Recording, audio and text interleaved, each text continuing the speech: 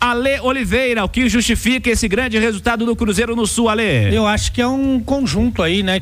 Aliás, dois conjuntos, né? Um conjunto de fatores e o conjunto do time. O time tá muito bem definido pelo Seabra, mesmo trocando algumas peças, o time continua jogando bem. E assim, além da vitória como visitante, né? Que era uma coisa que já não acontecia há 5 jogos, só tinha acontecido uma única vez contra o Atlético Goianiense, aquele 1-0. O time consegue fazer 2 jogos em que ele ganha sem sofrer, em que pese que o Corinthians teve um gol anulado e tudo bem, ali foi um susto, mas o jogo foi bem tranquilo contra o Corinthians. O Cruzeiro foi soberano na partida e ganhou até com alguma tranquilidade. Hoje nem teve jogo no segundo tempo, depois da expulsão do Kahneman, que eu também achei injusta, só fazer o registro. O Cruzeiro administrou, o Seabra se deu ao luxo de tirar os melhores jogadores do time, ou alguns deles, né? Justamente pensando na sequência, né? E isso é muito importante, isso qualquer economia qualquer poupança que você conseguir fazer na parte física, com essa sequência absurda, né? De jogos no meio e no final de semana, eu acho que ajuda bem. O Pique estava fazendo comparações, né? A respeito do ano passado, né? E olha que o turno do Cruzeiro no ano passado foi um bom turno, né? Vale lembrar que o Cruzeiro tem 15 partidas, né? Tá, a 16ª rodada, mas o Cruzeiro tem 15 jogos. Então, o Cruzeiro, se ele conseguir vencer o jogo atrasado, ele nesse momento iria para 29 pontos. Então ele estaria entre os 4 primeiros do Campeonato Brasileiro sem os reforços. Se você pegar do time do ano passado que brigou até a penúltima rodada contra o rebaixamento, você vai achar poucos reforços. De hoje tinha o Lucas Romero, que a gente nem sabe se vai ser titular quando tiver todo mundo à disposição, porque chegaram um montão de volante aí, né? 2. Quando todo mundo estiver bem, o normal seria que não, né? Que não, né? Porque você não contrata o Wallace Mateuzinho para serem reservas, enfim. O Barreal, que também a gente não sabe o que vai acontecer, mas é bom jogador, e o Veron, né? Que até outro dia está sendo muito questionado e tal. Então, assim, não são os reforços. Nesse caso, não são os reforços. Mas a mudança de postura, por exemplo, o ano passado, em 15 partidas, ele era o 10º colocado com 22 pontos. Nesse ano, com 15 partidas, tem 26 e é o 6º.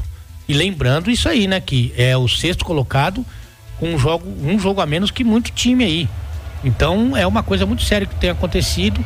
Essa confiança, o padrão tático do time, as escolhas acertadas do Seabra mais uma vez, né? Ele tem se equivocado em alguns jogos, mas ele conseguiu acertar de novo. A permanência ou a volta do Ramiro se mostrou muito certa. O Ramiro jogou bem, aos poucos está recuperando o seu futebol, e é o tipo de jogador que também não vai ser titular do Cruzeiro ideal, mas ele é um cara de grupo, é um cara que ajuda.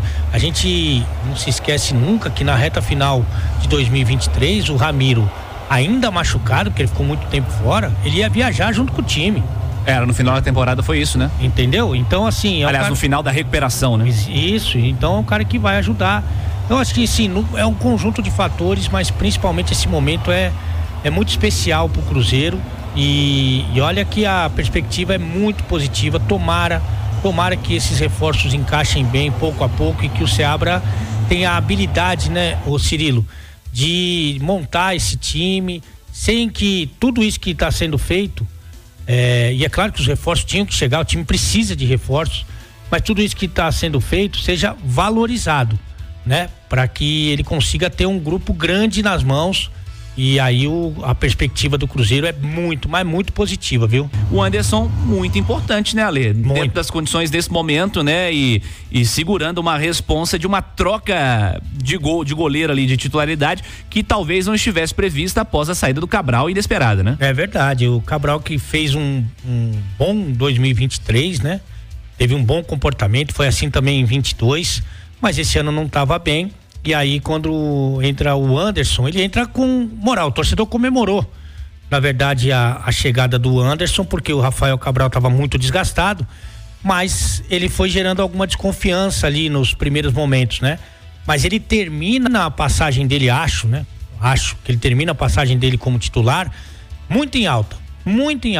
Eu acho que ele deu conta do recado, e o Cruzeiro tem eu acho que é uma convicção que tem um bom segundo goleiro, que é o que todo time grande precisa, né? Você não pode ter um só cara em cada posição.